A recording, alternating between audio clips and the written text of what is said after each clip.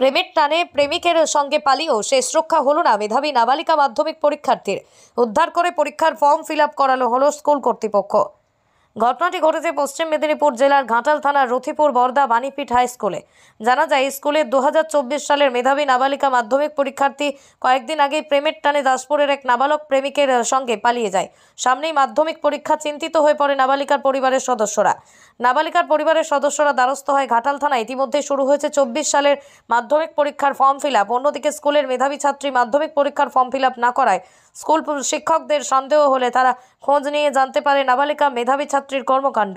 তারপরই রথিপুর বরদা বাণীপীঠ স্কুল কর্তৃপক্ষ, child line ও ঘাটাল থানার সহযোগিতায় নাবালিকা মেধাবী মাধ্যমিক পরীক্ষার্থীকে উদ্ধার করে নিয়ে এসে করানো হলো মাধ্যমিকের ফর্ম ফিল আপ।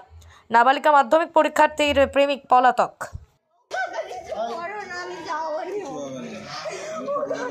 প্রথমে যখন বললাম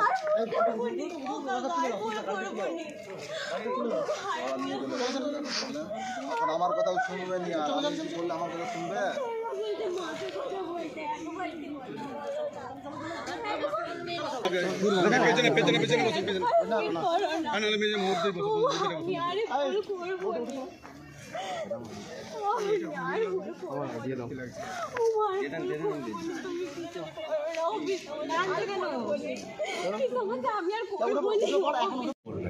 কি করবেন এখন?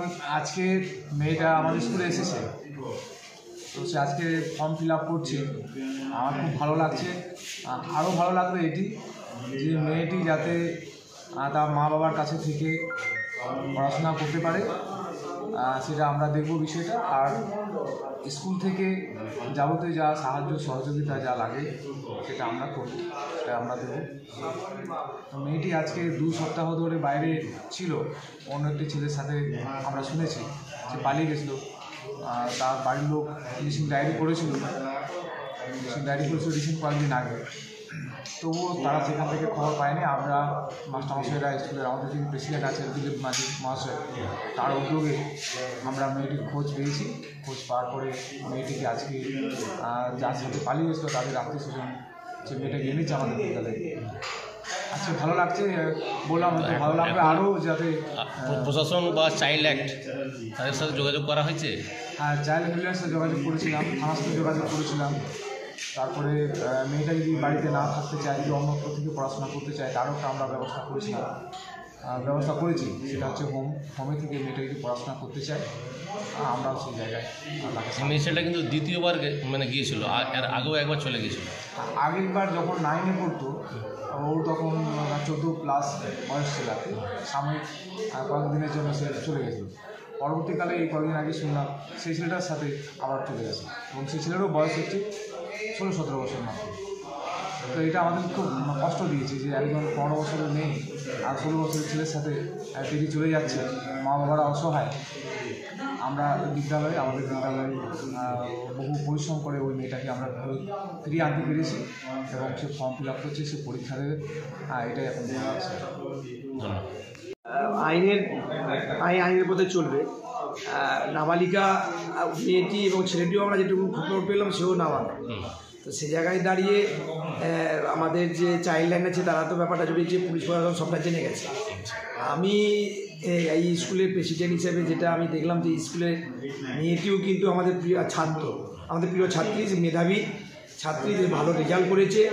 সে হচ্ছে ফর্ম ফিল আপ করেনি, তাকে না পাওয়ার জন্যে আমাদের যে টিচার ইনচার্জ আছে রামজীবন বাবু, উনি আমাকে এই 4 দিন আগে বলছিলেন যে একটা মেয়ে আমাদের এখনও ফর্ম ফিল আপ করেনি, প্রচণ্ড চাপে আছে। খুব পরিশ্রম করেছে কিন্তু মেয়েটাকে আনার জন্য। হ্যাঁ, আমাদের স্যারেরা খুব পরিশ্রম করছে। ধন্যবাদ আমাদের স্যারেদের সবাইকে যে ওনারা খুব পরিশ্রম করে ফিরিয়ে আনতে পেরেছে। কেন একজন এখন বুঝতেই পারছেন কাউন্সিলিং যেভাবে হচ্ছে, যে যদি কেউ একজন বাকি থেকে যায় কোনো স্কুলে, যে কেন ফর্ম ফিল আপ করলো না, তার অনেক কৈফিয়ত দিতে হয়। সেই জন্য আমাদের হেডেকটা বড় ছিল। আমরা মেয়েটিকে এই মুহূর্তে পেয়েছি, ওকে দিয়ে আমরা ফর্ম ফিল আপ করালাম। বাকিটা ছেলেটি এখন এসে পৌঁছায়নি এই মুহূর্তে। যে ছেলেটি ওকে নিয়ে গেছিলো তাকে ডাকা হয়েছে, সে আসুক। এটুকু বলি যে ঘাটাল থানার বড়বাবু উনিও ব্যাপারটা জানেন, চাইল্ড লাইন জানেন, আমরা সবাই জানলাম। যেমন মেয়েটি যাতে মাধ্যমিক পরীক্ষা দিতে পারে সে ব্যবস্থাটা আমাদের দেখতে হবে, সবাইকে আমাদের দেখতে হবে। সঙ্গে সঙ্গে আবার আইনের এর ঊর্ধ্বে আমরা কেউ নয়, আইনটাকেও আমাদের মান্যতা দিয়ে কি করা যায় সেই দিকে সব দিক চিন্তা ভাবনা করে আমাদের সিদ্ধান্ত নিতে হবে। স্যার কোন স্কুল এটাতে, কোন স্কুলের? এটা বর্ধা বাণীপীঠ হাই স্কুল, তার ছাত্রী আমাদের ক্লাস 9-10 পড়তো। এই বছর ফর্ম ফিল আপ করে মাধ্যমিক দেওয়ার কথা, সেটাই সমস্যা হয়েছিল, তার জন্যেই আমাদের সব ছুটে আছে।